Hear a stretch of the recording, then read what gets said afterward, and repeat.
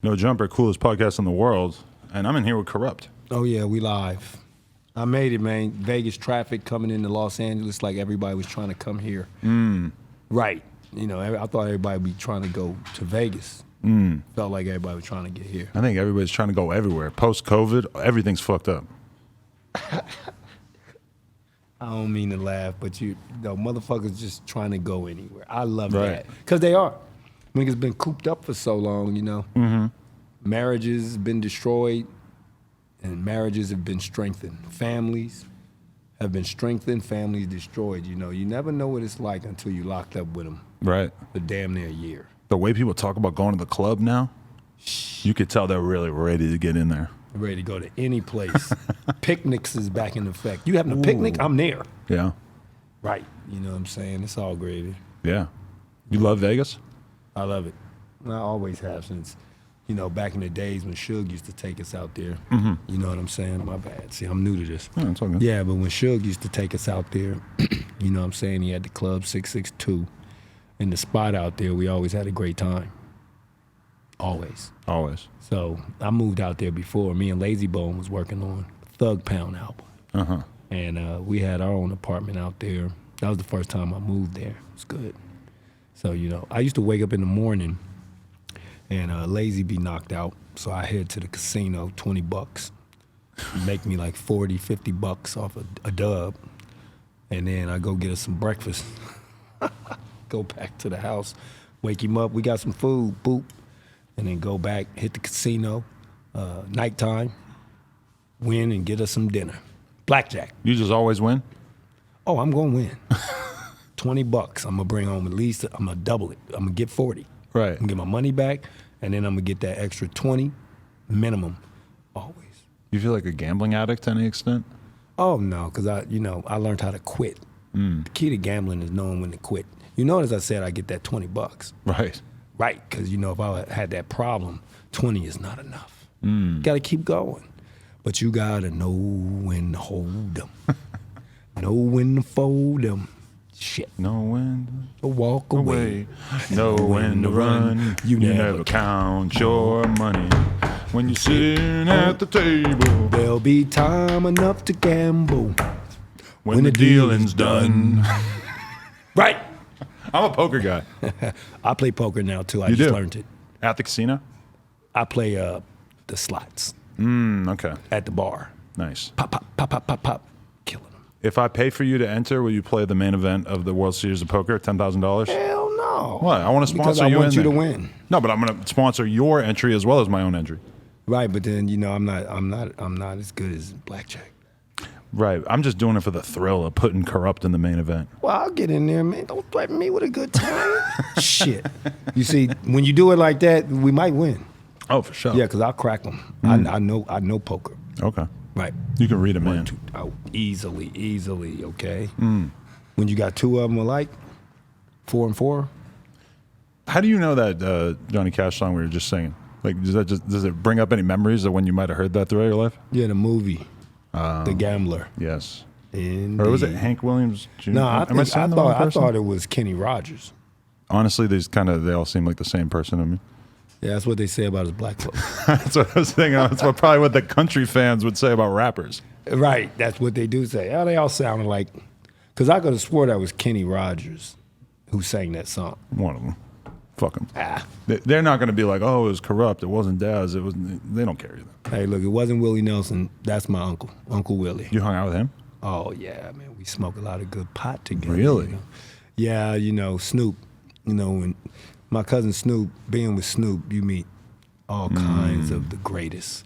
And Willie loved my cousin Snoop, me and Dad's cousin. They love Big Snoop. And, you know, Dog always have us involved with things that he do, like when I met Brad Pitt. Wow. You know, yeah, you know, Dog, that's what I love about Snoop, man. He doesn't, you know, you stay over there, I'm going to be over here. No, he says, come on. And, Right. you know what I'm saying? And he brings you to the party, so. Right. Uncle Willie Nelson. We smoked a lot of good pot. It's kind of a random tangent here, but like I was watching TV the other day for the first time in a while, and I saw Snoop doing a Corona ad about 15 times in the course of an hour. He's doing it so big. Is it like So big. awe-inspiring? Like how many like how he's been able to transition to this point in his career and still have like so many. You know, rappers not supposed to have a career this long. When I first started rapping, Rakim was my idol. But my experience with Snoopy, you know, and watching him and his transcending in the game and his elevation, how, you know, being on the low, well, being on a high, going to the low, and then where he is now, how he never let it bring him down. He's my idol now. And every day I see something new he's doing, and I look at myself and say, see, that's what I'm going to do. His demeanor, his everything, you know, he taught me how to become a man. You know what I'm saying? And Snoopy always tell you, you're a man first. And that was one of the main teachings I learned from Snoop, besides how to make a song, make a record, a hit record, and along those sorts, because I was into slaughtering MCs, so I wasn't into making a record. That's what's so valuable about my project, The Horseman, with Raz and Canibus and Killah Priest, because it satisfies that mic hunger. So that's why you guys are all hanging out. Okay, because I was trying to think. I'm like, what has brought these guys all together? I mean, you know, our album drops on the 18th, Friday, tomorrow. Ah, okay. You know what I'm saying? So, you know, everything we do right now, it's been so far gone, so long since we was able to really be around each other, because we all have our own separate lives and careers. And so, you know, now that we've united and put this thing together, I make it a main thing that whatever I'm doing, I want them around. You know, COVID is a key to that too, because being so separated from everything and not being able to be around people helps you to appreciate. You know what I'm saying? That's why this album's so valuable, because, you know, we see how much we appreciate each other. Right. You know what I'm saying? So we want to take advantage of that. Yeah, I feel like a lot of us were taking a lot of things for granted, and now we can kind of see the world a bit more clearly. Totally. I mean, like your family. A lot of us was taking our own families for granted, you know, and through the COVID, a lot of people are gone. Through this whole experience, Shock G is gone, Black Rob is gone, DMX is gone, Nipsey's gone. We lost a lot of good people through this whole transition of this COVID thing. Helps you to appreciate life, appreciate your loved ones, your family, your children, parents, you know what I'm saying? Everything about life. And so, you know, in every negative, there's a positive if you just look. I mean, you seem like you're in a pretty good place. Like, as I was watching a bunch of your interviews over the years last night, I was like, there's quite a few different levels to Kurupt that you might get in any given interview. There's different versions of them. I mean, you know, I got to do it. I'm just saying. They're a little bit of a showman. Have you ever done an interview where you hyped it up a little bit? Like in that Kendrick rant. I think a lot of people were kind of watching that thinking like, is he doing like a wrestling bit here a little bit, or is this 100% real? No, everything I do is genuine. Right. I mean, it's only the way to be. You know, you be yourself. I mean, that's the only way I know. So, you know, when I feel like clowning, I'm a clown. When I'm serious, I'm gonna be serious. You know, it's just who you are. I believe in that 100%. Oh yeah. So when I feel a little goofy, I'll be a little goofy. Right. Right. I'm just saying though. But you feel like your personality, I mean, how much of a hothead were you in your younger days? Like what was the age or the era where you were the most aggressive? And has that just kind of considerably turned down over the years where you've learned to live a more mellow life? I think 99 was out. They're laughing like no. Well, I'm just saying though. Look at Peanut Gallery over there. Oh yeah, that's us. We are the Peanut Gang. You understand me? We got Snoopy. That's Charlie Brown. Charlie. Right. Raz Brown. Raz. Razzie Brown. Hey. Baby head, motherfucker. Yeah.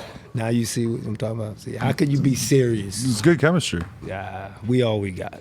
Right. Yeah, we all we got. Is that kind of how it starts to feel as the years go by, that like you just really hold on to the rappers that you fuck with? Like, whereas when you're like 25 or whatever, there's a million motherfuckers that you could potentially kick it with. Like the ones who are still around 20 years later. You have a different yeah, vibe. you know, through time you learn to value friendship, to value people because people come and go. But after 20 years, or I'd even give a minimum of a decade, 5 years even, let's go there, you know, and they still there. And by that time, you go through ups and downs, you go through disagreements. You never know the real in any person till they mad at you, I believe. It's just my opinion. Because when they mad at you, you know, the reals comes out. And then if y'all still there after your disagreements, you know, that strengthens your relationship. There's a lot of people who had fights and then became the best of friends. And a lot who has not. Having that conversation with one of my friends who's more in the streets, and he's talking about how him and his homies could just beat the shit out of each other and just go back to being cool.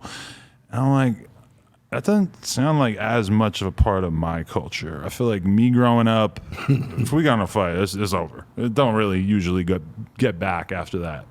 Yeah, you know, in my youth, you know, you get it off your chest, you squab, and then, you know, you respect each other. One thing about a good squab, it earns respect. You know what I'm saying? And any two alphas, you know, they most likely are going to clash and bump heads and get into it. And then after that, they'll have an understanding on who's the alpha. That's really what that is about. That's all. A fight is always just jockeying for position and power. And bullying, you know, a lot of people, they take it out on you because they can't take it out on the one they really want to take it out on. Bullying is establishing the social hierarchy. Yeah, that's why you knock the bully out. Once you knock the bully out, he respects you and bullies everybody else, and everybody else look up to you like you're the bully killer. They respect you. Everybody respects you because you knocked this punk-ass, bitch-ass nigga out. Bye, bitch. We were having that conversation about how in the fist fight era, the big guy was like the dominant male. You know, when you with the homies and, you know, people are around and have disagreements with others, the first thing you do, the law of the land, sock the big nigga. Once you put his ass down, everybody else probably gonna flee. And the one that stays down, you know, it's on. The rest of them probably gonna roll once you knock this big motherfucker out who everybody think is the one. Hit him first. Bing! And once you put Cuz down, now, you want some too, old man? No. Right.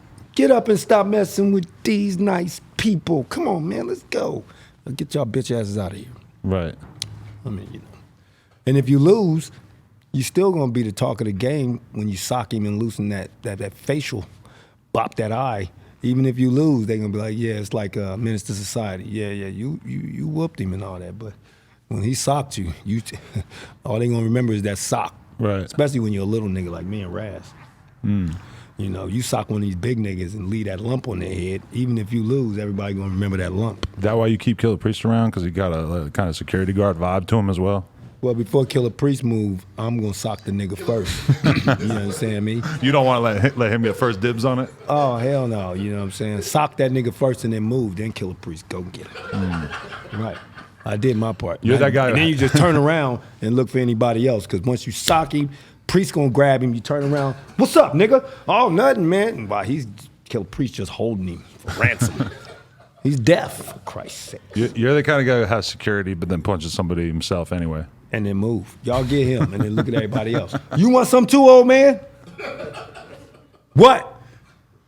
You understand me? Shit. Because, I mean, fuck. If a person got an issue with you, don't let your homies take off before you do. Right. Neighborhood law.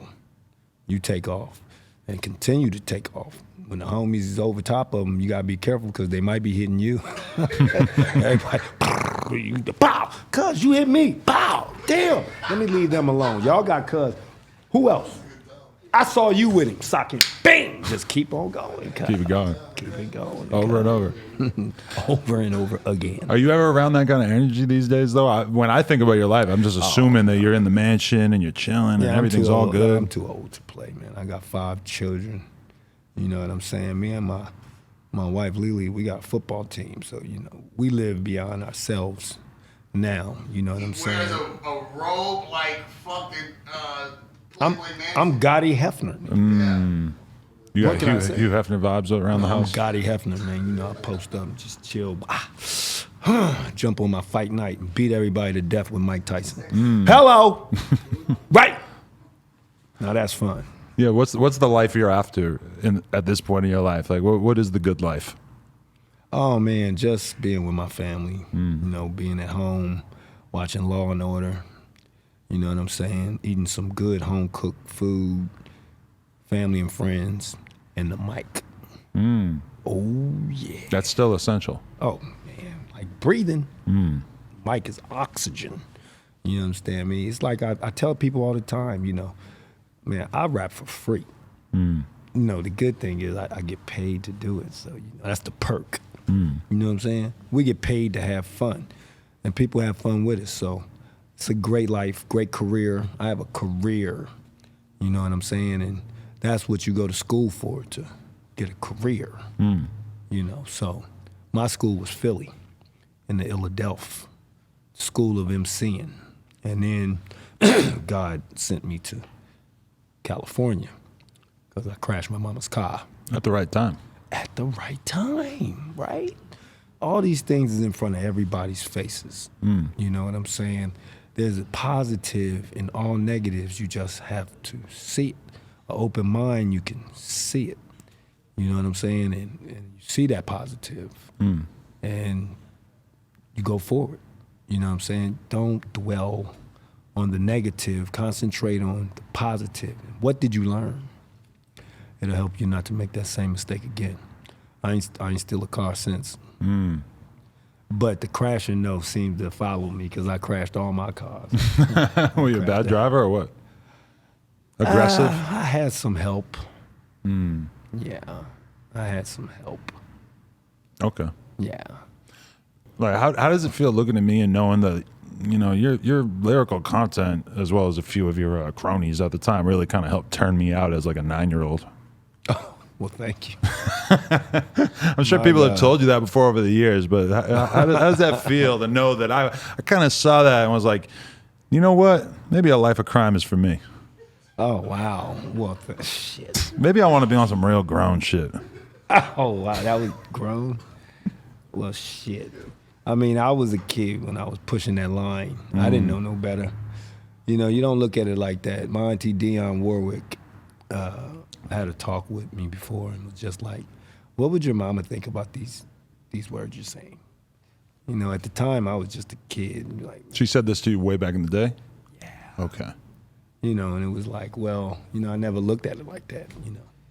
Then my mama named me Incorruptible. You're going to be making gospel records before you know it. You're going to be a preacher. I used to always think like, good luck. I'm finna go and smoke some of this indica right now, cause, you know what I'm saying? Good luck, Mom. I mean, Mama, you might be right. You know what I'm saying? As soon as I leave, go smoke some Indo, go home in California and crash my car. Should've listened to my mama. You can blame most of the car crashes off of the weed? No, it was alcohol. Oh, okay, yeah. It was alcohol and youth. You know, never drive upset. You know, when you're tired, don't go driving. You know what I'm saying? Some things you can't avoid. One of them I just couldn't avoid, which was hydroplaning. Oh, wow. Yeah, the car just has a mind of its own. Yeah, so, you know, that you can't avoid. But there was a lot. I learned about driving 101 through crashes, like dropping the phone and then going to pick it up. Oh, no. Look back up. Bang! Oof. Oh, my goodness. I felt that one. Oh, yeah, you know, it scares you to death. You got to think quick, though. You got to think quick, you know, because the intersection, I ain't even trip up the intersection. My phone falls. Oh, man. Bang! Oh, cuz, Jesus. All right, pull over. Let's go talk. Pull over. They get the pull. I'm gone. Oh, yeah. I'm an escape artist, too, cuz I escaped a lot. Right. Police is this. I'll never let you know where. Okay, this was when I was a kid. God forgive me. Do you feel like you were born with it in you to be a bad kid, or did something happen to you at a certain point that made you want to act out? Just influences. That's why you got to be wary on who your children hang around. You know what I'm saying? And who they spend their time with when they're young. They're very influenced. You know what I'm saying? And you know, that's basically it. You know, that's what made me how I was. You know, because mommy wants to take me to church. It's boring. Yeah. While they over here having the time of their life with all the girls, beers. I mean, what would you choose? You know, Right. I'd take a good old fashioned ass whooping for sneaking out to have the time of my life for just a second. You know, but that's the way we thought as a youth. And through time, I found out that that second worth of pleasure could cost you a lifetime. You know, robbing a store, doing this, doing that, quick cash, and then you lose everything. So, you know, some of us learn the hard way and are blessed enough to get past that. Others aren't that, you know, don't have that same luck. Yeah, it's pretty overwhelming when you think about how many people you probably know way more than me, but who, you know, commit some crime that maybe doesn't seem like a big deal to them when they're 18, 19, 20, and you ain't seen them since. Yeah, I mean, as you get older, the consequences and repercussions, they kick in. You know, because that's what comes with age. You know, when you're young, it's fun. You know, exciting, the excitement of it, the thrill, the rush. And, you know, when you get older, you look back and be like, damn, I would do it again. You know what I'm saying? If I could. You know what I'm saying? And by then it's too late. So, you know, a lot of us have that, you know, I feel my mama and my father and my grandparents and family, a lot of their blessings. Because I'm the littlest nigga littlest nigga on the block, and to survive all the things I've survived in my life, it's a miracle. All right, because, you know, I was there.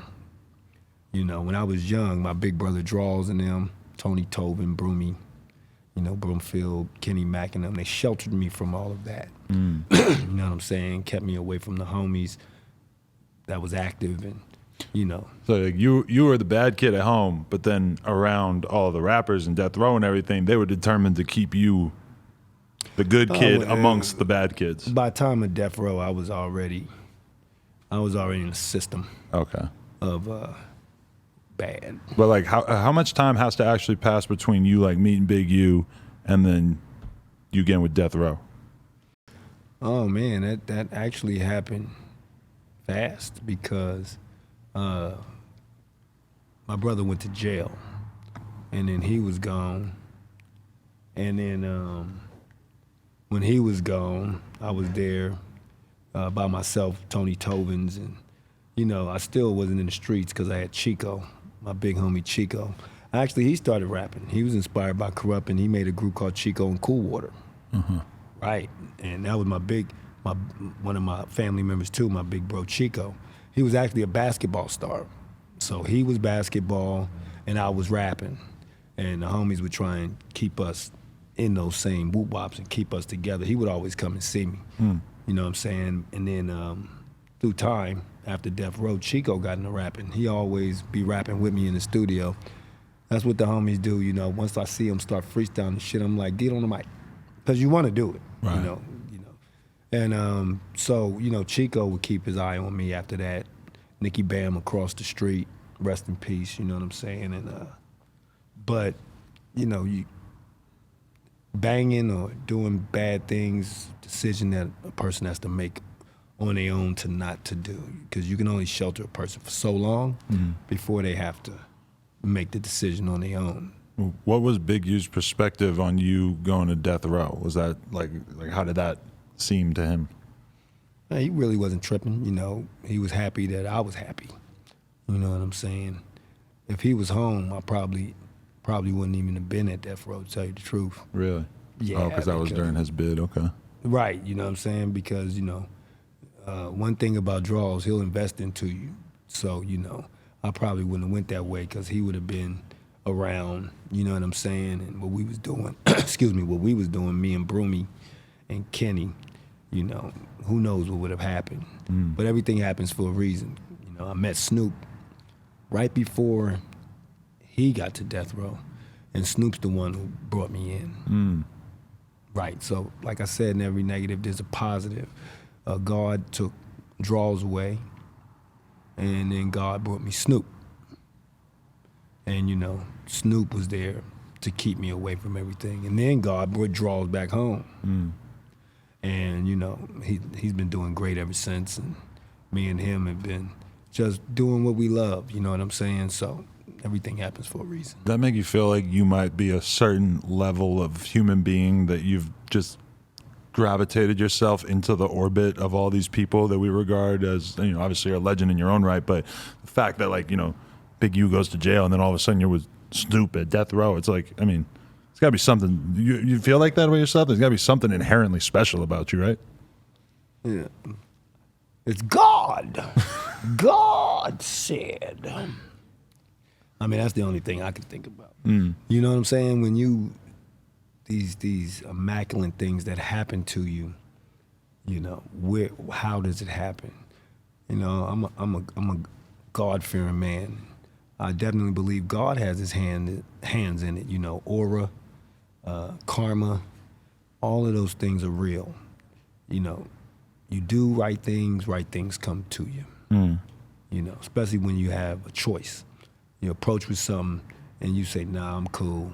There's a blessing in that, you know. Harming somebody and you like, nah, I'm cool. There's a blessing in that. Helping somebody, it's a blessing in that. And blessings come in all shapes, sizes. You know, you just gotta peep it. Nothing's too small, nothing's too big. Except the small ones, you get bigger ones.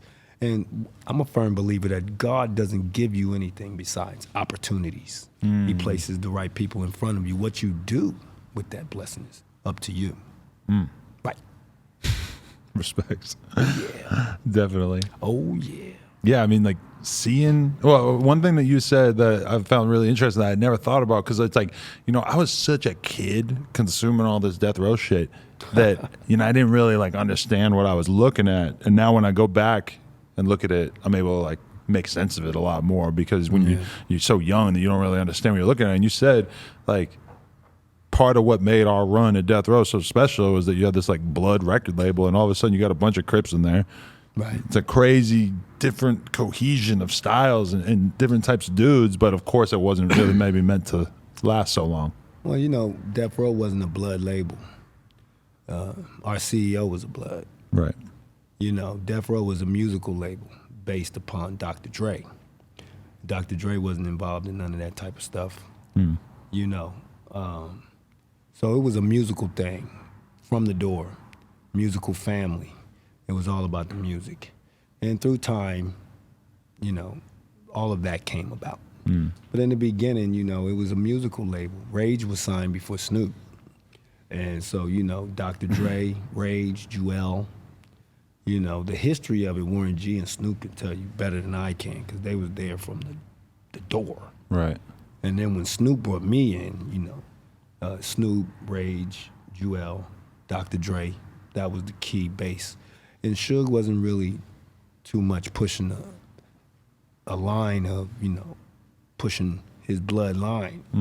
You know, we just did music. Suge was a big brother to us. He took us under his wing, and one of the things that Suge said to us was, you know, whatever you do, don't gangbang on your records. Because blood's like your music too. Right. He was a strong advocate about that. You know what I'm saying? Make music, man. Don't gangbang on your records, because, you know, I mean, you really where you from. So the proof is in you. You know, when you broadcast it, that's not real. Right. You know what I'm saying? And plus, you got other people who love your music and love you, but they won't be able to support that because you know what I'm saying? They gonna respect you more knowing who you are and you just giving them good music than broadcasting and flossing, throwing it in their face. This is what I am, whoop, wop, wop. There's no respect in that. You know, the respect is just being solid as a rock. Seems like good advice, but it seems like advice that, like, most of these young rappers don't really take. They're banging all over the place. Well, it wasn't before we were. Yeah. Right. You know, it wasn't that easy, you know, saying we're this, and this is that. And then you got to see people in the streets, and they didn't take too kindly to it. Now it's more of a fashion. And, you know, back in the days, you had to earn it. Yeah, nobody's surprised to see Bloods and Crips working together on music these days.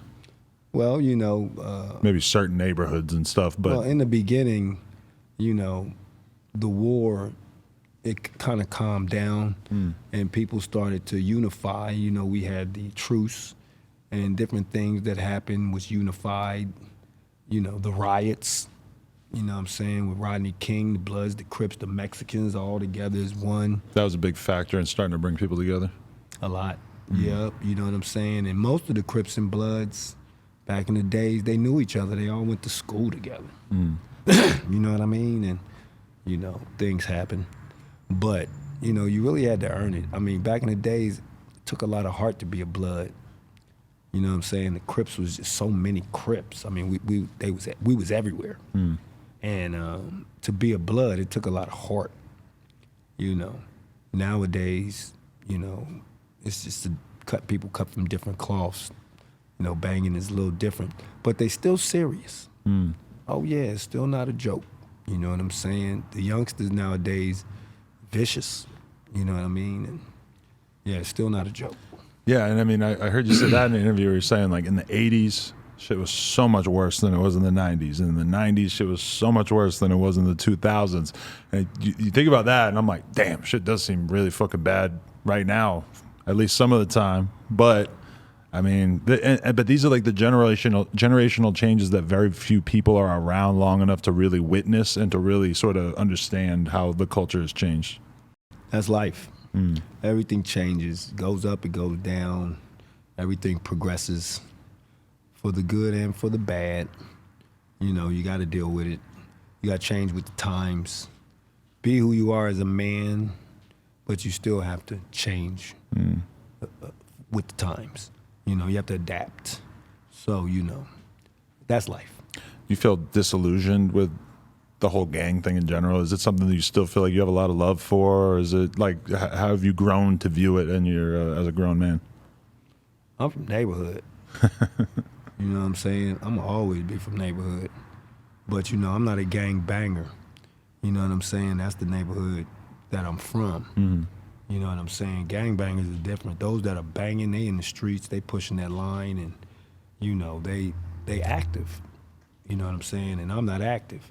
But, this is where I'm from, and it is what it is. But, I'm not pushing no lines, I'm about to be 50 years old next year. So, respect is the main thing that matters, no matter what. I got Blood homies and Mexican homies and family members that's Bloods and, Crip homies. And, you know what I'm saying? It is what it is. I'm never going to stop being where I'm from. But, that's life. How do you raise your kids knowing that in a lot of ways your parents were kind of powerless to stop you from becoming the person that you felt like becoming? Well, it's difficult nowadays. Kids will tell their friends more than they'll ever tell their parents. And it's hard to measure it out. If you're their friend too much, that's not good. If you're too much of a parent to them, that's not good. So you gotta level it out. There's a time to be a good buddy to them and talk with them, and there's a time to be a parent to them and, put your foot down. You know what I mean? You got to weigh it out and use your instinct. Nowadays, a lot of people don't use their instinct. They want everything so fast, everything easy. That's why this internet age is just running the game. You can't figure anything out for yourself anymore. Now you go to the internet, it's right there for you. You can make a bomb. Like you as a kid, if you wanted to, talk to some girls, that's what your soul was telling you to do. You had to actually like go out. You had to go to the mall or the club or whatever. Now it's like there's infinite more girls on that you could potentially DM than... You go on the computer and that's the mall. You go on the computer and that's the club. It's the strip club. You go to the computer at school. So you ain't gotta go nowhere. Activities are over. You ain't gotta move. You know what I'm saying? COVID then took the crowd away from football and basketball and sports. Now you playing to a television screen. No emotion, no feeling. Reminds me of a movie called the motherfucking equilibrium. Motherfuckers just had no emotions. Yeah. Does that feel like that's what technology is kind of turning these people into, or turning all of us into to some extent? Definitely. Yeah. You know, instinct is irrelevant. You know what I'm saying? Shit. Kids know how to modify guns. You know what I mean? Used to go to school with the worst thing you go to school with is brass knuckles. Fucking knife or something. Now kids going to school with automatic weapons. Yeah, it is what it is. It is what it is. It's yeah, I mean it's crazy to think about. Well, do you remember the, you know, like by the time you ended up in LA, was it already like gun culture fully underway, or did you get to see a little bit of that shift? Oh no, it was active. You know, I came out in '86, so. Oh yeah, okay. Yeah, I was 16, but you know, I was from Philly, so it's all different to me. I was startled, like, damn, this is real. It's like the movie Colors. You know, nigga had to be careful. All that Philly stuff did not even matter. You got to watch what you wear, all that, and you know, I got approached a couple of times. I'm like, man, I don't bang. You know, that didn't work. Right. Nah. What kind of response do you get to that? You don't bang, shit, it's easy to fuck him up. Ain't no consequences and repercussions. You know what I'm saying? He ain't even a part. Where you from? I ain't gang banging nothing. You don't what? Pop! Where you from? What do you do? Better fight. That was the key to the game. That same person who socked me, I got down with him, became my good buddy. Told me all about gang banging and the streets and this and that, and became a good friend, you know what I'm saying, and educated me to the game. If I didn't fight, it'd be a rap. Right. Definitely.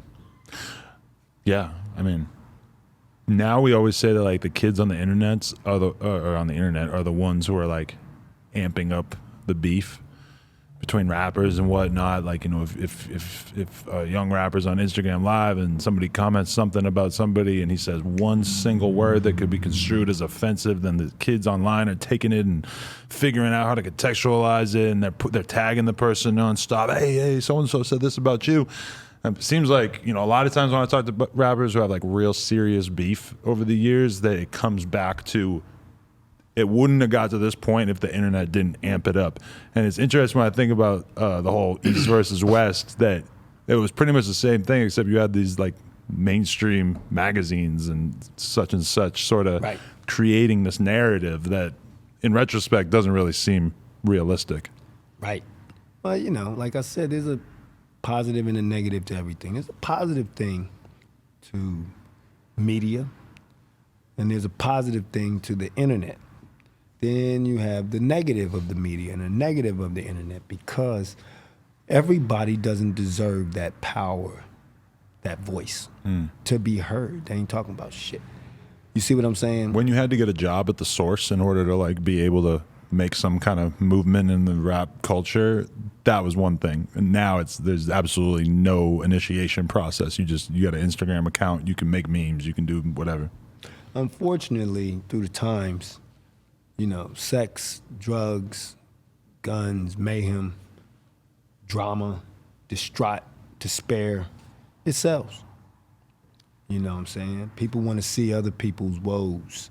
They love to see people up, and they love to see people down. It's all theater. You know what I'm saying? Our governor was known for centuries as a machine, killing everybody. They used to talk bad about our raps, but they all watched The Terminator. People, bodies getting blown to bits and pieces, but you know, that wasn't considered violence.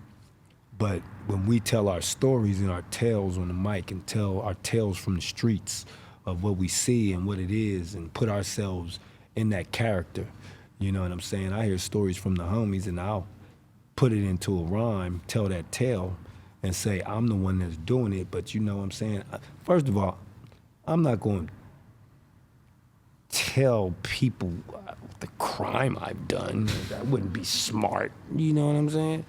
But you know, I'll hear a tale and I'll make it into a story. You know what I'm saying? That's what entertainment is about.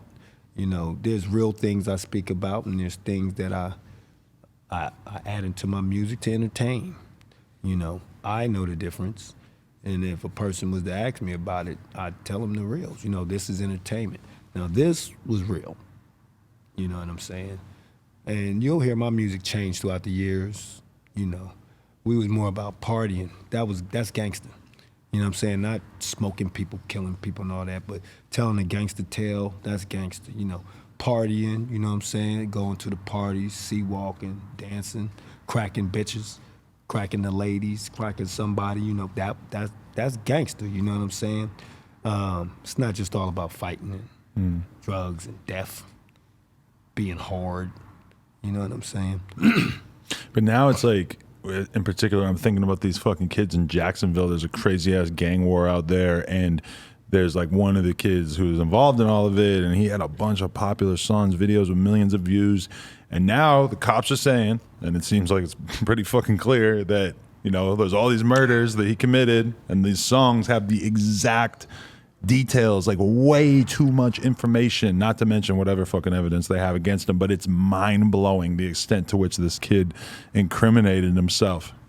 He ain't the first one. Okay. But it might, if I showed you this, you might be like, all right, that's the worst I've ever seen. Hey, you know what?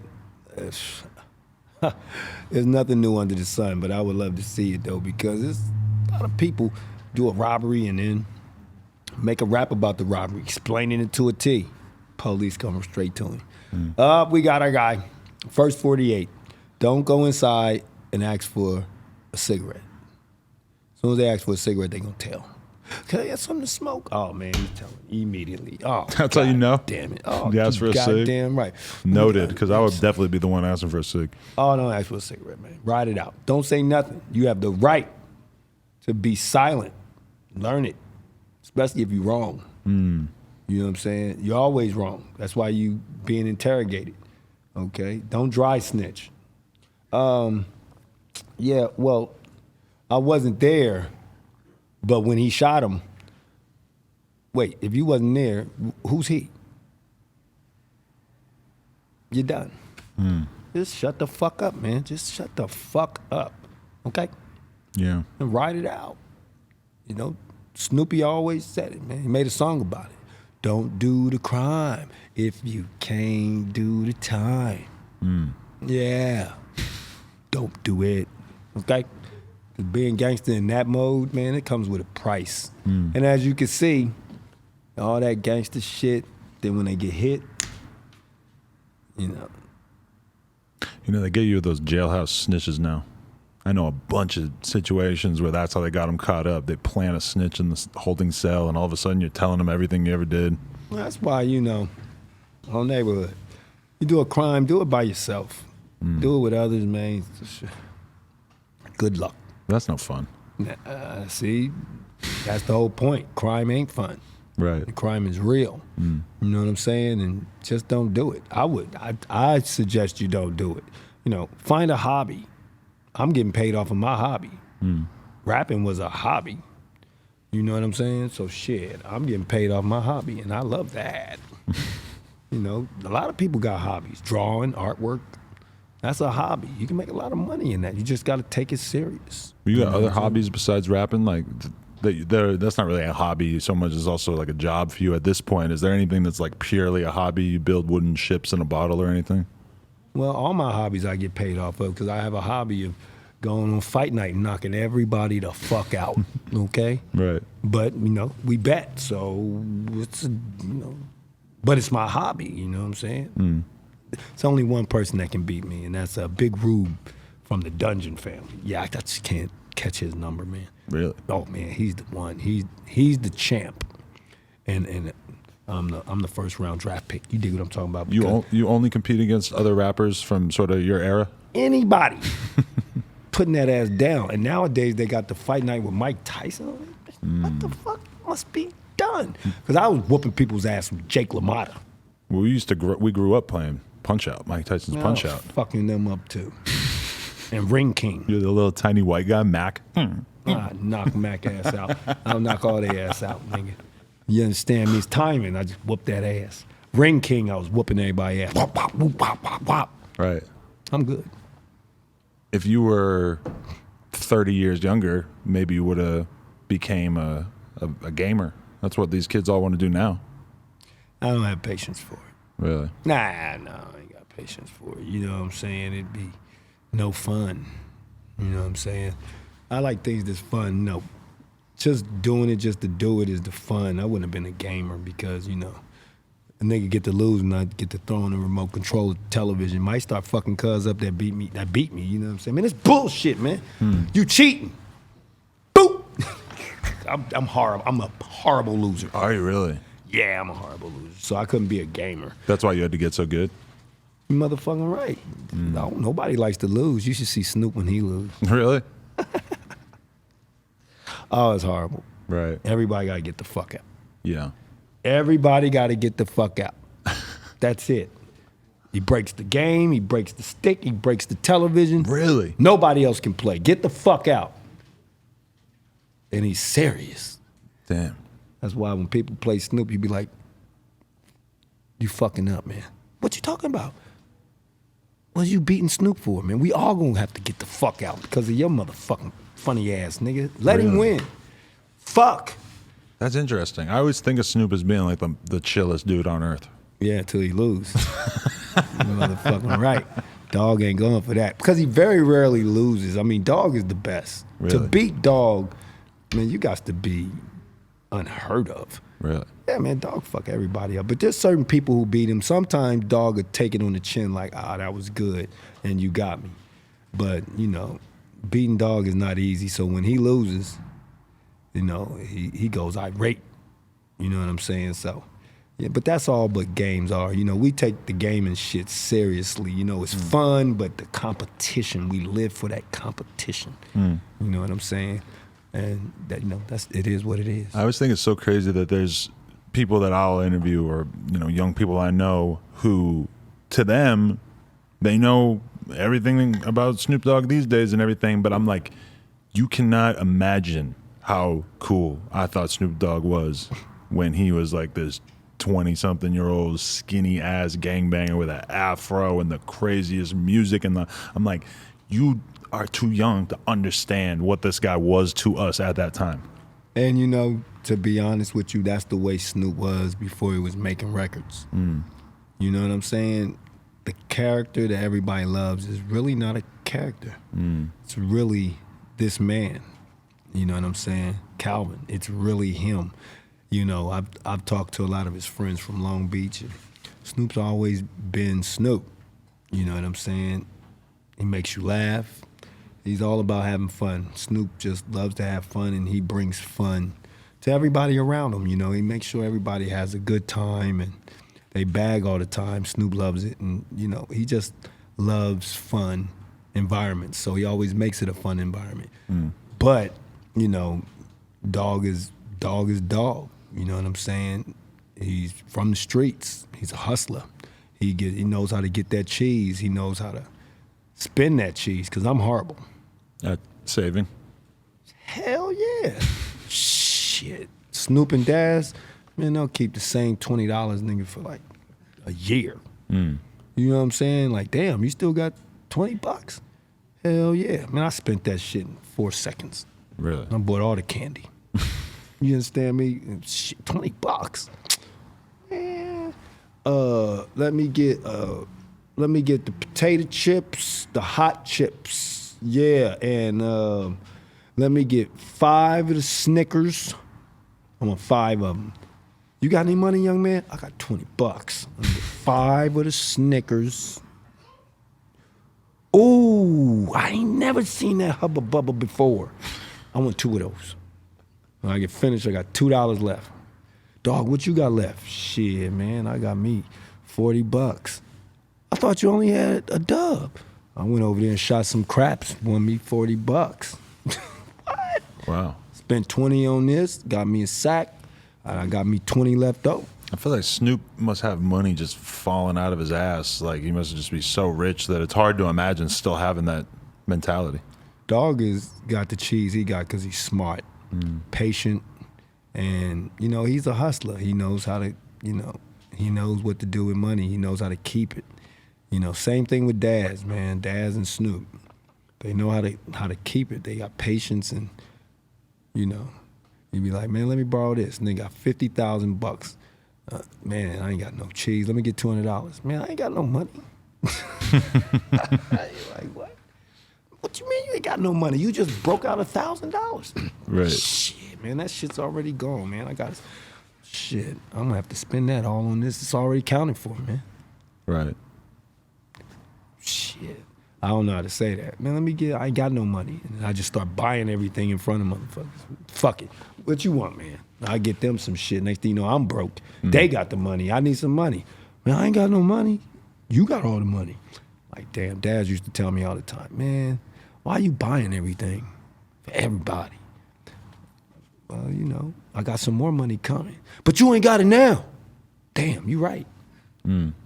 Yeah, my heart always gets the best of me. What do you think it is about you that you just don't think long term like that? You don't think about having that money the next day or whatever. And what's different about Daz that you guys are just not on the same page in that kind of mentality? I mean, we humans, you know, I don't know.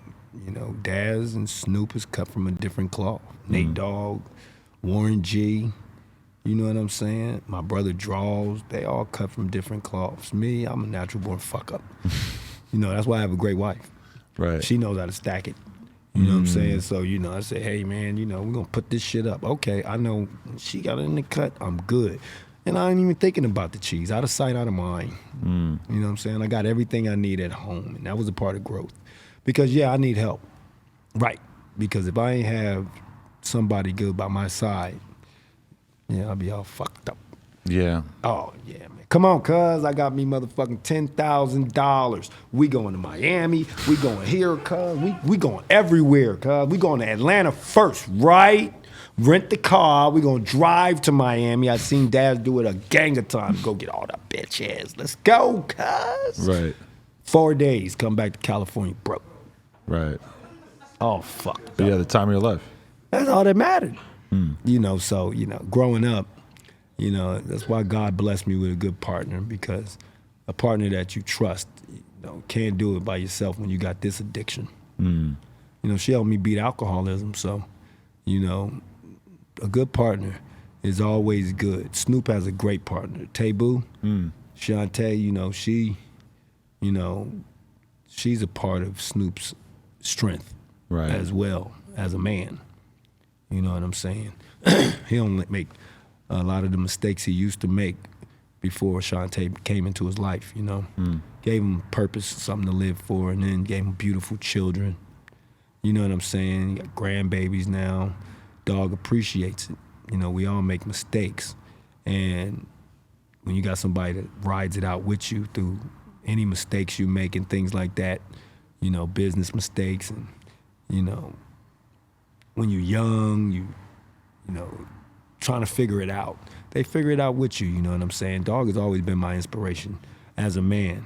Snoopy, my brother Dante, you know what I'm saying? Those were my inspirations. My father, you know what I'm saying?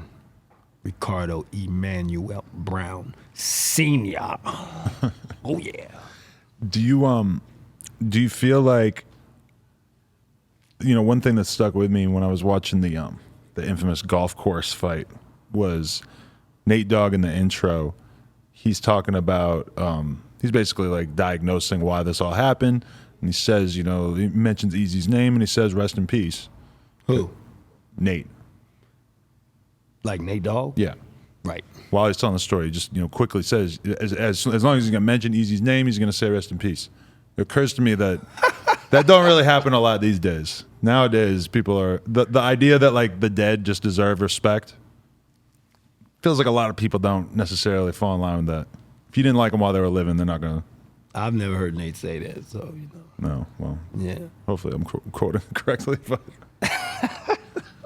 I remember it. Yeah, he's talking about it. And what was this during the time we was in a feud? There's like yeah, you know, it's like, but it is after Eazy had passed. But then there's like a little like intro clip on YouTube of the golf course fight, and he's sort of like explaining what happened.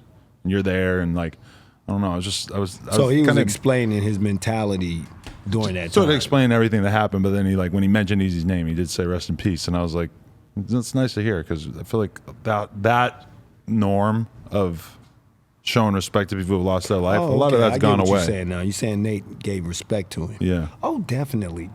Well, Nate was a very respectful man, but we all, everything, we going through things with people feuding and all the rest of that.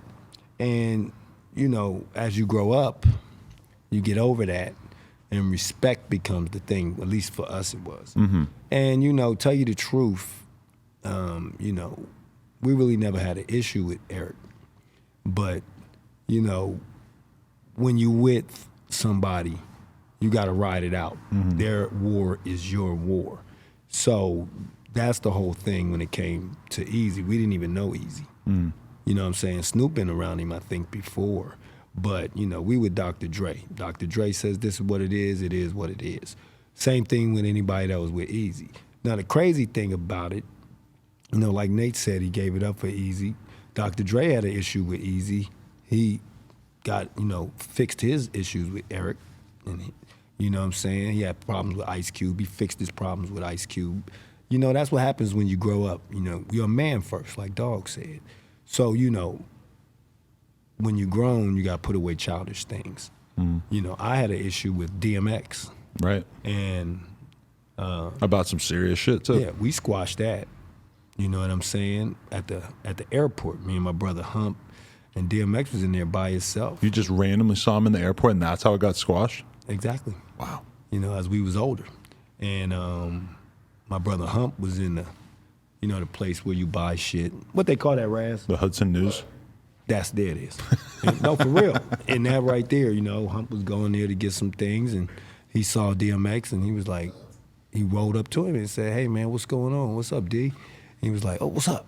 And he was just basically like, man, man, I fucks with you. I'm Kurupt's brother. You know what I'm saying? Kurupt. Man, where Kurupt at, man? I said, oh, he's over there.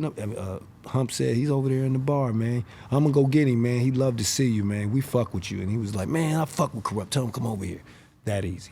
Really? Hump came to me and said, man, guess who's over there at the Hudson? Like, who? And he was like, DMX. I was like, for real? Where Cuz at? Man, he over there right now. I said, come on, Hump. Went over there, and as soon as I saw him, face to face, eye to eye, I was like, what's up, D? He was like, what's up, Kurupt? We shook hands, and at the airport, we didn't leave each other's side, man. We went, sat, had a couple drinks, and chopped up game, and missed our flights. Wow, really? Yeah, we missed our flights. Damn. Flight was irrelevant.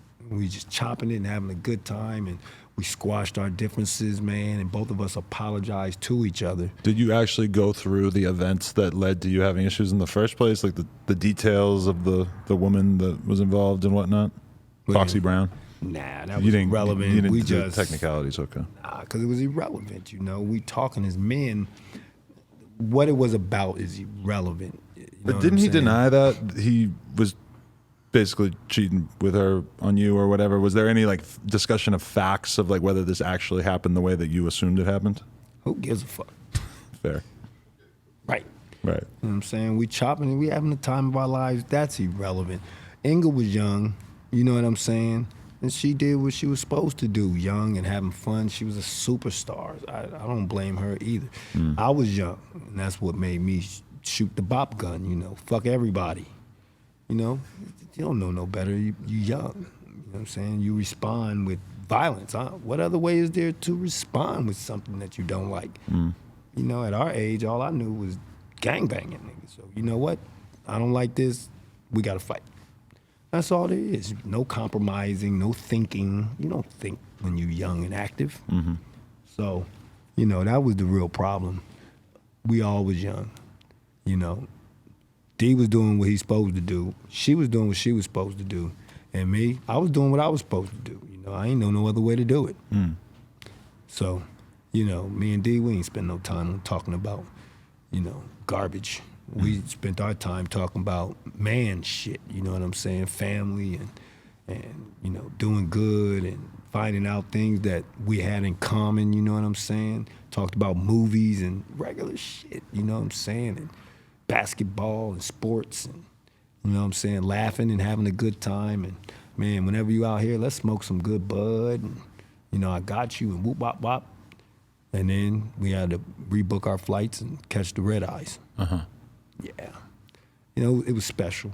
And it was good to be able to do that. You never know how long a person's going to be here. Right. If you so had if never it's had not that, real, because that wasn't real. We was just young. You know, it ain't worth the whoop wop. That's why you got to think. Use your brain. And if you can think when you're young, you're ahead of the game. You know what I'm saying?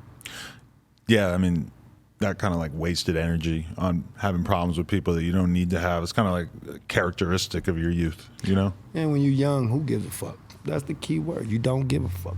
So any activity is good when you're young. You know, and that's what it is. When you're young, the differences between you and another person seem extreme. Seems like the end of the world. But then as you get older, it's much easier to see the similarities. Like, why are me and DMX not going to be cool? We're both guys who've had very similar life experiences in the rap game. We've, you know, even been with the same woman. Like, all these reasons why we have a lot in common. But when you're young, you don't see that. And same thing with the gangbanging shit. It's like, when you're young, it's like you want to issue with this guy 3 blocks away. You know, when you're young, the only way you deal with things, the only way you was taught. Anybody, if you feel they disrespected you, smash them. That's it, if that's how you was taught. If you was taught to think before you move, you think before you move. You know, I wasn't taught to think before I move. I was taught to handle it, you know. That there's virtue in just wilding the fuck out and not thinking about the results. Look, if I don't like them, handle it. You know what I'm saying? One of the main things I was taught was, you know, don't talk about a person before you handle that person. But I broke that protocol as well because, you know, they was a million miles away. There ain't no chance I'm gonna see the person. And I wanted the world to know and them to know how I felt. And, you know, that's one of the main rules. Don't voice it on the record. When you see them, handle it. I couldn't hold it. And that's youth. Right. Bad decisions, you know what I'm saying? Broke my own protocol that I grew up to. But you reacted with anger, and as an adult, are you able to look at it and say you were really hurt? Basically. Basically. You know what I'm saying? Being hurt, you know, a lot of people don't know how to control that.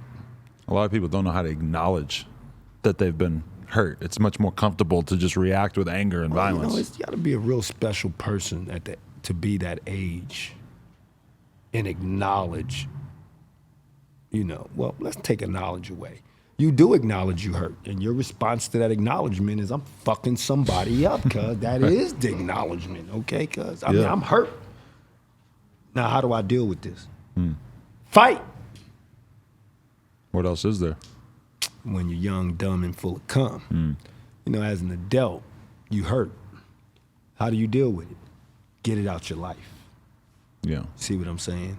Let's get as far away from what hurt me as possible because I have a life, you know.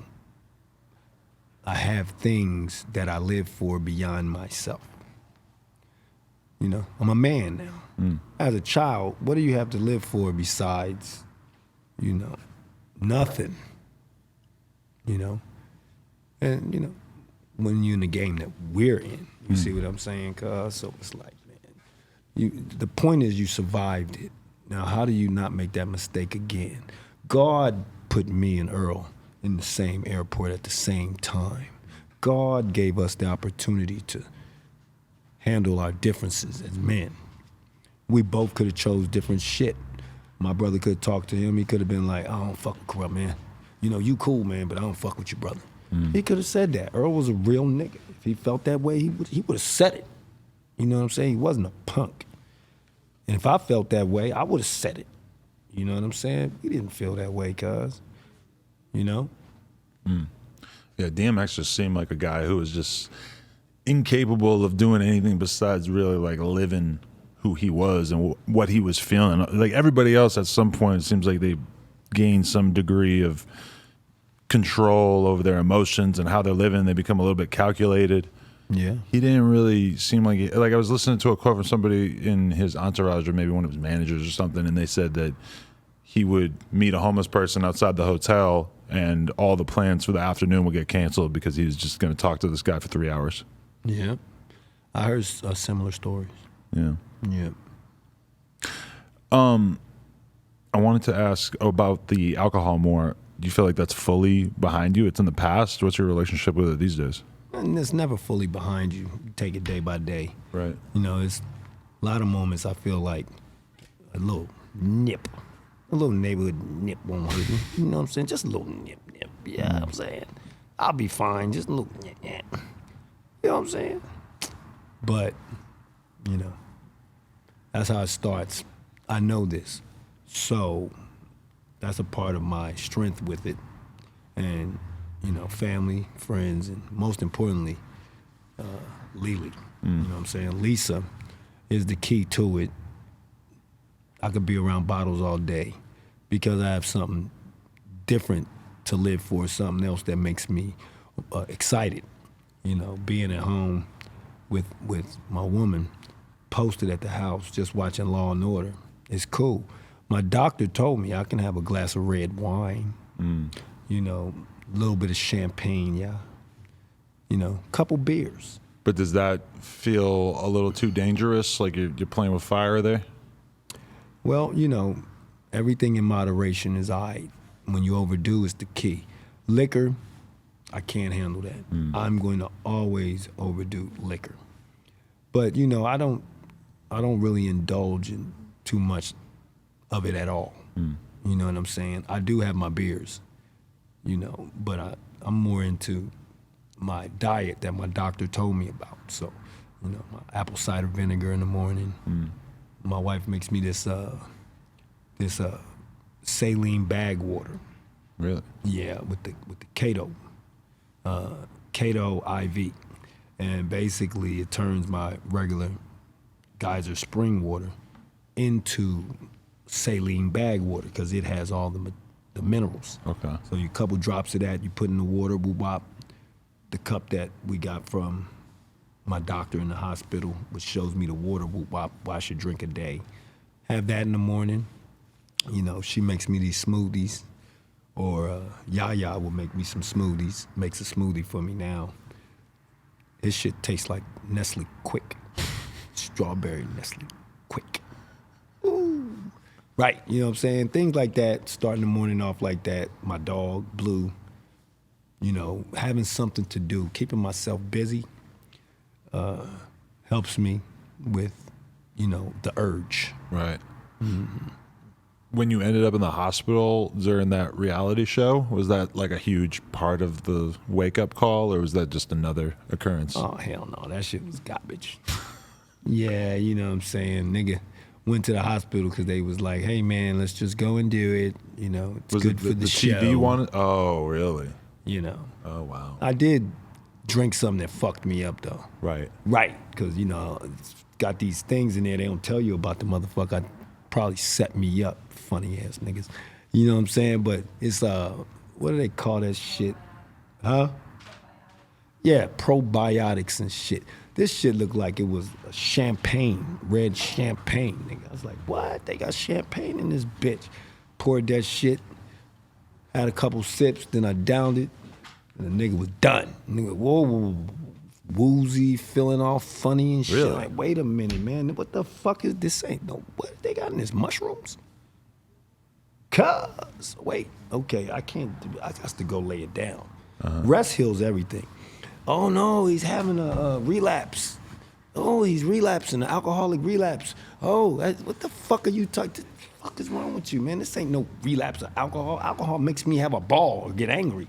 Man, I'm fucked up, man. Like, my stomach is killing me. I'm barely moving. Fuck out of here, man. I need to go to sleep. Right. Because something's wrong. And when I find out what it is, somebody's getting fucked up. Then the doc came and talked to him. Like, oh, well, you know, let's just go and do this. And, you know, it's good for the show. Let's just do it for the show. We know ain't nothing wrong with you. Made it happen. And everybody was like, oh, he had this went wrong. See, that's what I'm talking about. People will believe anything and shit. Right. But that's the crazy thing about doing reality TV is that you could basically be in a position where you kind of have to do something that makes you look bad for the content that they're making. Yeah, unfortunately. You have any regrets about doing that? You've done a few shows at this point, right? Oh, man, I don't have no regrets about it. It don't make me or break me. I'm a man. You know what I'm saying? All that shit is irrelevant. I'm Kurupt. I'm 30 years in this game, man. My history is impeccable. You know, I make mistakes and I climb up from it. Would you do that Snoop. again? What's that? One of those shows? Of course. Really? My own. Oh, okay. You motherfucking right. I felt like it seemed like it was putting some stress between you and your wife when I was watching the trailer. Granted, I didn't watch the whole thing, but it seemed like it was putting some strain on that wasn't my wife at one. Oh, okay. And number two, you know, it really wasn't, because we went there with a plan. Look, we really don't need no motherfucking boot camping shit. You know what I'm saying? Right. Exactly. Who does? It's a weird way At to our handle your age, problems, yeah, you know? At our age, you know what I'm saying? Look, we're going to go here, we're going to get this motherfucking cheese. Right. And let's just enjoy ourselves. We don't have no issues. And, you know, what happened, you know, she felt some kind of way and, you know, televised it. There was one part where you guys were at like podiums, and it looked like you were drunk. And I was. You guys were like really shit. getting into it. And I was like, I almost want to stay up till like 8 in the morning watching this entire show just so that I can know how that ended up being something that happened. Hey, the doctor and the judge was like, "Are you drunk right now?" No. Is he drunk right now? Yes. Man, I ain't no motherfucking drunk. Like, who's going to tell them themselves, cuz? Fuck I look like, man. Right. You know what I'm saying? That was a stupid question. Never admit that you're like, drunk. Look, why you going to ask me a question you already know? Stupid. Fuck you mean am I drunk? I'm not drunk. I'm hammered. Fuck is wrong with you? You know what I am, man. Don't ask me no stupid question. They ain't like I'm going to say, yeah. Right. Who the fuck does that? Rob the store? Did you rob that store? Yeah, I did. Yeah. Fuck does that? Fuck no, I ain't drunk. Ask me another stupid ass question. Stupid. You know what I'm saying? What was better, Marriage Boot Camp or Love and Hip Hop? I never was on Love and Hip Hop. Really? You were supposed to be at one point, but then you didn't do it? Yeah, I was. Oh, okay. You know, I talked with the people with my ex-wife, and shit, it brought, y'all don't know, man, something about that television camera, man, just brings a different person out of people, you know? Because both of those shows, I was having a ball. You know what I'm saying? Seemed like it, yeah. Hey, look, man, okay, if the lady is saying his problem is drinking, right? Huh. Okay. So, doc, judge, ma'am, lady, all right, she says drinking is my problem, right? So why the fuck do y'all got a bar over this motherfucker that looks like fucking Saturday Night Fever around this bitch? Fuck you think I'm gonna do, nigga? You know what you doing, and guess what? I'm going to participate. Right. Goddamn right. Free liquor, big cheese. All you gotta do is not make me angry. Have fun with me. You know what I'm saying? But don't make me angry. We already know what happens. Mr. McGee, don't make me angry. You wouldn't like me when I'm angry. Okay? You see I'm drinking, have fun with me, cuz. You don't want to turn me into that guy. Okay? I'm having the time of my life. But hey, exploitation's a motherfucker. I have no problem with you exploiting me with this check you giving me. Have a fucking ball. I'm on here so that me and this lady can get paid and have a good time doing it. She don't want to stick to the program. That's her choice. I'm gonna have a ball. Now, if you make me angry, I have no problem with the world seeing that side of me because I just don't give a fuck. That was my mentality at the time. I was very miserable. You know what I'm saying? And that's what misery does. It brings the worst out of you, helps you to make the worst decisions. Happiness helps you to be smart, to make the best decisions. The best decision is that I would have never went on that show because it was beneath me. Right. You know, if I'm gonna do a show, it's gotta be my own show. But that's what misery does. Yeah, like when we're looking at M and Dre and shit, it's like it's so clear that one very, very important part of their brand is just obsession with quality and never really debasing their personal brands. And you know, there's got to be like infinite opportunities to do that when you've had a career that long. But you know, sometimes it's pretty tempting to just take the short-term bag, huh? Extremely. When you're around the wrong influences. Right. You know what I'm saying? Dr. Dre, though, he's very smart. He's rare too. Dr. Dre's rare. Snoop is rare. Dr. Dre experienced fucking off cheese and doing all of that right there. You know what I'm saying? Helped him to become the man that he is. But you know, he has great influence around him, like Jimmy Iovine. Jimmy's about that cheese and about his game. Oh yeah. You know what I'm saying? Hey, that goes back to one of the things I learned as a youth from the elders. You know, if you hang around nothing, pretty soon you'll be nothing. You know, if you hang around something, as long as you have an open mind to learn, sooner or later you'll become something, because you hang around something, opportunities come. If you hang around nothing, opportunities come. Nothing opportunities. Right. You know, so the company you keep is very, very important. You see people who get the opportunity put in front of them and it changes everything in their life. And then you see other people who could have countless opportunities placed in front of them and it never really clicks. Right. This is your way out of your current situation. Right. You know, it's life. You know, who you surround yourself around is very important. They help you to make those good decisions, those right decisions, you know, when you're incapable of making them yourself. And a lot of us are incapable of making these wise decisions on our own, especially when you grew up a certain kind of way. And then there's some that's blessed to already be ahead of that game. So you just got to know who you are. Side note, I was watching a music video that I do a podcast with this guy AD from Compton, and you guys actually did a Christmas song. I think you were both features on another artist's song. But man, I was like, Kurupt still raps his ass off. Oh yeah. I almost texted him and said Kurupt washed you on the song, but I didn't know if he would feel weird about it. I wouldn't do that. I thought he might feel a little offended, you know. Yeah, I wouldn't do that. And I felt like you guys had the best two verses on the song, so I didn't really want to emphasize that either way. Right. Yeah, I wouldn't do it. I'm just saying though. Definitely. Yeah.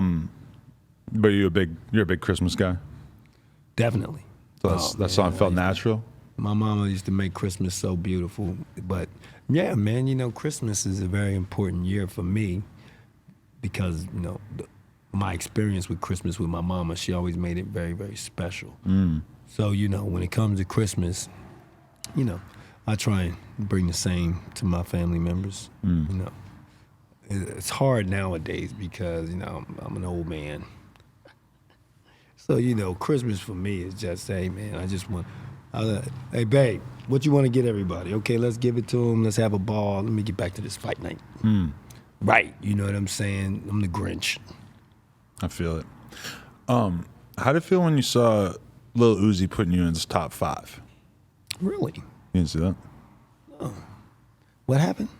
Lil Uzi Vert was doing an interview with Fat Joe, and he was doing his top 5. And there was a bunch of picks on the list that were like a little out of the ordinary, like a little surprising. Like he didn't just have like a basic ass like Biggie, Tupac, whatever list. He actually had some interesting names that made me think that like, oh, this is a list that he's actually like put some thought into.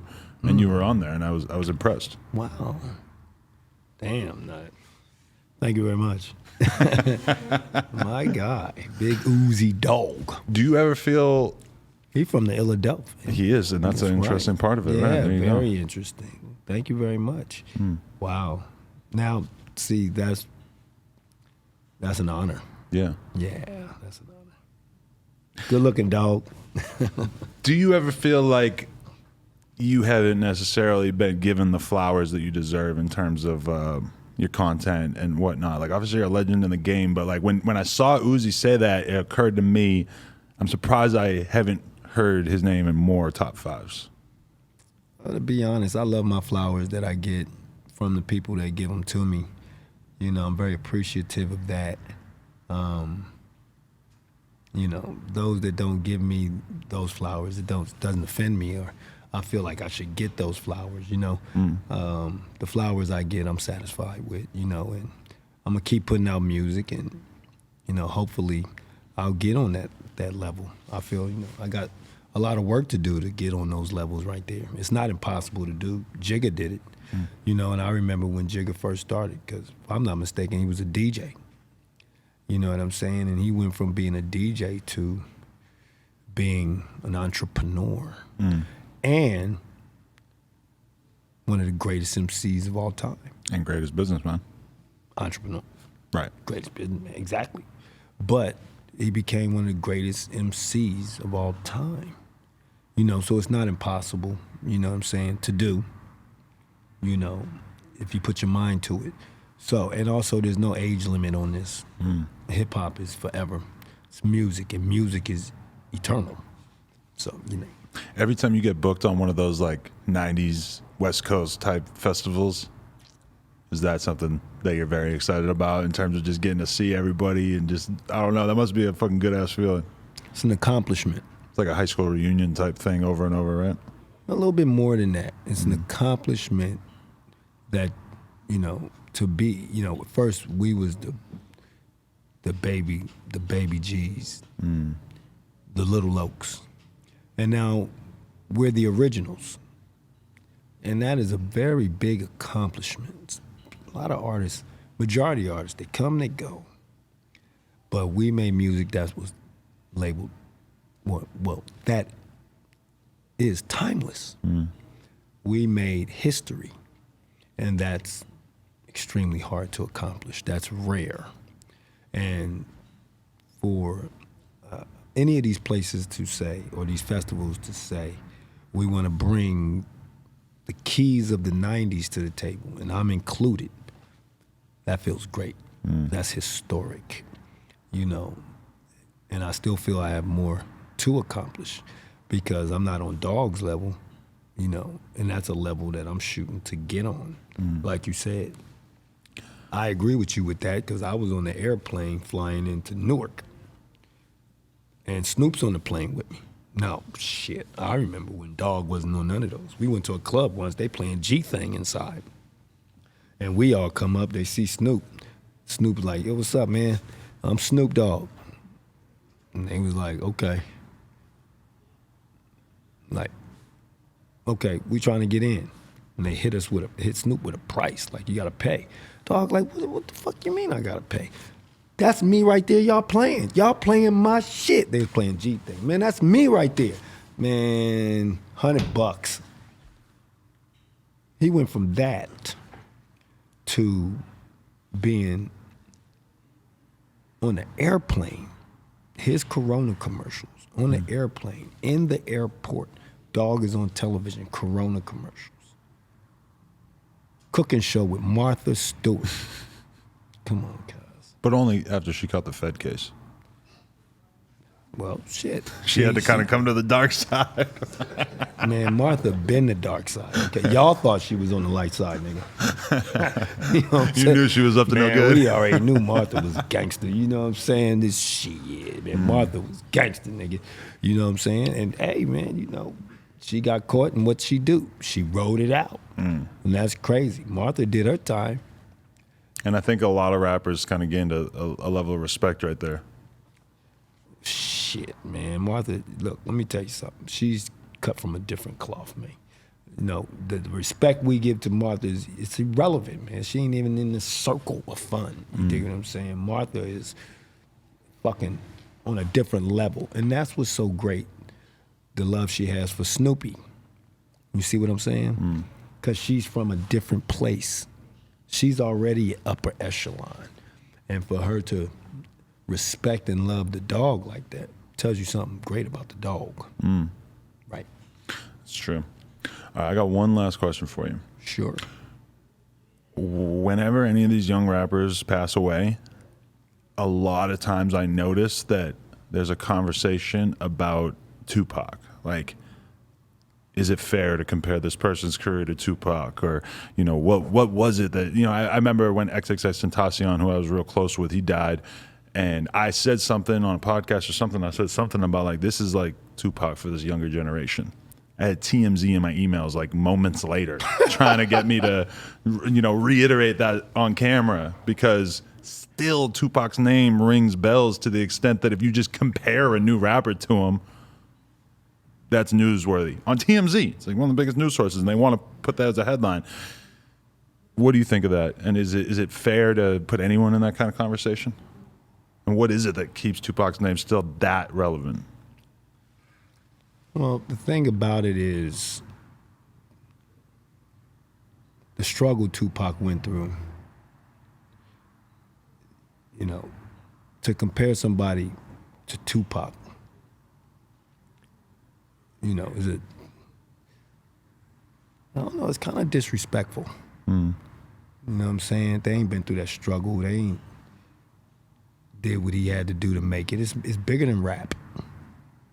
You know, to say that is like saying a boxer is the Muhammad Ali of his time. It's impossible. You know what I'm saying? It's literally impossible. You know, there's only one Muhammad Ali. And that is a problem, though. You can't keep comparing people to people. Why can't they be their own individual? Originality. Everything is compared to somebody. You can't. There'll never be another Muhammad Ali. There'll never be another Floyd Mayweather. There'll never be another great like these guys. You really think that, though? Why can't someone be better than them? Yeah, that's the point. Better than. They can't be them. Right. So if they're better than, then they wrote their own ticket. Sports is different than music, too, though. Sports and music, peace pipe, crack pipe, same thing. Okay? Same thing. There will never be another Michael Jordan. Why can't Kobe just be Kobe? Right. You see what I'm saying? But you could say, okay, Kobe is to this generation what Michael Jordan was It's to another generation. easy to say that. You ain't talking about his talent and skills. You talking about how the people embrace him. You see what I'm saying? But you ain't talking about his skill. He has the same skill as Michael Jordan. No. You could say, like you said, because the key is, see, I'm a lawyer by trade, psychologist. I see that. Right. Your argumentative skills are better than average. And all you're doing is coming up with a way to justify your theory. See? But you're still saying the same thing. He reminds you of something. Like Triple X, rest in peace. What reminded you of Pac in him, cuz? There's like a certain emotional, visceral attitude of just really, I don't know, just really being like... Did you know Tupac? No, of course not. So therefore, how you gonna say cuz is like Pac? You don't even know cuz. I'm talking about the relationship that I think the fans You talking had about, to him. exactly, cuz. Fuck all of that, cuz.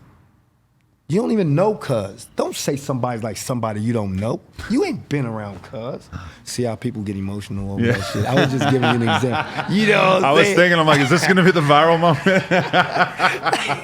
You should have saw your face though. You was like, oh shit. I was like, is this like the This Kendrick that rant? TMZ shit. What the? No, I was just saying. You see how people, because you know those that met him, that know him. Yes, it's an offense to say anybody's like cuz. He's dead. You couldn't say that if he was alive, right? Because that's another thing why you wouldn't say he was like Pac, because he wouldn't come to the No Jumper headquarters. Sure he would. No, man. Oh, we got Kurupt. You got Corona? I mean, we might have some Coronas, but I'm just saying. Yeah. That boy ain't gonna come to Los Angeles, man. Come knock on that door. okay. But how do you feel about the Tupac fact will that? come to that door, right? But people get remembered differently when they pass away, right? Especially young. Yeah, because you know the earth is built of different opinions. Freedom of speech is one of the things about America. A lot of people have different views of things. Everybody ain't right. Everybody ain't wrong. When it comes to opinions, there is no right or wrong. There's only how that particular person feels. There's never a right or a wrong in an opinion. See what I'm saying? And opinions are like assholes. Everybody got one. Nobody's right or wrong. Nobody can say that Triple X is not like Tupac because, you know, that's your opinion. See? That's your opinion. Nobody can say your opinion is wrong because Triple X reminded you of Tupac. Right. It don't remind Raz of Tupac. Don't remind Killah Priest of Tupac. Got it. Little subtle head Snoop shake of there. Tupac. You know what I'm saying? Right. It don't remind Lily of Tupac. But there's a lot of people that would agree with you. They share your same views. So, you know, hey man, you can say anybody. You know, my dog Blue, you know what I'm saying? She reminds me of my pistol. Right. Because I wanted to kill everything that comes my way. Get him! Get him! Right? It's just the way I feel, right? And can't nobody tell me no different. When I snap that finger and she motherfucker shoot your ass, them sharp ass teeth from that strong bite, same effect. You're going down. Right. That's all it is, cuz. So if he reminds you of Pac, more power to you, cuz. You know what I'm saying? Nobody can say you wrong because it's your personal opinion. But you also got to deal with those that look at that man. You know, people out there will hurt you over that type of shit. Motherfuckers go crazy. They go nuts. The world is a place of people nuts, man. They'll fuck a person up over that type of shit. Really? Man, you better ask Raider fans. Say something about the Raiders. I dare you. I dare you. Never Say something about the Raiders. I never seen a game. Say something about the Dodgers. Never seen a game. Say something about it. I dare you. I'm from the East Coast. We don't. Say something about the Yankees. Say something about the... Sox, Red Sox, for the record. And you can say whatever you want. I'm not that invested. Say something about the Red Sox to Ben Affleck. I just realized. Say something to him. Say anything. Did anyone else notice that He gonna dive on he's you. wearing headphones, like 2 sets of headphones? You have the headphones around your neck and on your head. Hey, man, How did it take me that long to notice that? I'm wearing the headphones I have to wear, and I'm also wearing the headphones that I like. Hello. We could have maybe plugged those in. I don't know how it works exactly, but Yeah, we could have. yeah. But I like your headphones, man. You understand me? This is all about the no jumper, okay? I want to be a part of the experience. You fit in with the kids. Man, I want to do it. Gotta do it. You still get the good Beats by Dre boxes sent to the house? Hell no. Damn. Yeah, man, you know, that shit's over with, nigga. Nigga gotta go to the store. Let's go get them motherfuckers, man. Yeah. You dig? Let's show Big Bro some support. Yeah. Go buy these motherfuckers, cuz. Oh, See that's Dr. good. Dre like, man, I bought these. Good look at Kurupt. And then he'll give me some free ones too. Here you go, man. These the new ones. Damn.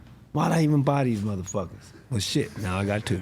I'm gonna get these. I'm gonna get this to one of my kids. And then when I get to the house, they be like, oh, well, Dad, you got those? Let me get those. Hell no. These are collector's items. Hell no. I ain't giving my Dr. Dre's to nobody. Rule number 1. Rule number 1. Yeah, man, keep your shit, man. Put that shit up, man. Don't touch Rainy my day. headphones. Hoarder. Oh, you relate to that show? Hell yeah, I relate to that goddamn shit. My mama was a hoarder. Make me wish I was a hoarder. I probably have all my plaques. Now my plaques is spread it everywhere. My baby mama got my plaques. My ex-wife got my plaques. I should have hoarded those motherfuckers. I should have hit them from the door. I got the opposite problem. I don't save anything. Me neither. That's Yeah. why my plaques is with my baby mama and my ex-wife. Shit, I should have hoarded them motherfuckers. I did put some with my mama though, cause she kept shit and put them in the cut. You know what I'm saying? So hey, I ain't mad at her. But like, can you imagine if you even still had like your clothes from the 90s? That shit would be worth so much money, and it would be so tight to look at. It would be like the coolest shit ever. It'd So be now it'd be I so can't. tight to wear too. I can't. Well, that too. I can't throw clothes away anymore. So like, I look at these T-shirts and I'm like, fuck. In 5 years, I'm gonna think this shirt is so sick. 10 years. Yeah, I still got So that. sick. I got that problem that we used to have because you know, I don't even. Once you wear them, all right, throw those motherfuckers away. I need new ones. Fuck that. You can't wash them. Yeah. I don't want to send them to the dry cleaners. I'll forget about them. Motherfuckers will be in that motherfucker till I turn 100. Right. I got so many clothes in different dry cleaners that a nigga forgot all about. Cause I'm like, damn, man, if I go to the dry cleaners, I probably got fucking 4 years worth of clothes in that bitch. They should sell them. If I was to pass away, they'd probably be selling probably my would, right? shit. Yeah. Oh man, I got this stuff right here. This came from Kurupt. Right here, Chinese people be rich. Oh my mama, all rich. Northridge rich. Oh yeah. Oh yeah. Right. Oh yeah. Right. I think I'm Right. gonna start doing that. Right. Oh yeah. That's tight. I mean, why not? Hey, I appreciate you coming through, man. I mean, it's been a pleasure. COVID is fan. over, so we can shake hands. COVID is over. I walked into Starbucks today, no mask. Good job. Just You know, one motherfucker walked into the store with no mask. They started tripping with him. He shot I saw that. all those motherfuckers. Kind of late in the game to be doing that, huh? Man, check it out. Good luck.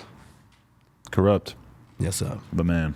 Thank you very much. No Jumper, coolest podcast in the world. Check us out on YouTube, SoundCloud, iTunes. Like, comment, subscribe. NoJumper.com if you want to support. Oh, yeah. And get that Horseman album. Comes out June 18th, which is tomorrow. You bitch, you. My man. Oh, yeah.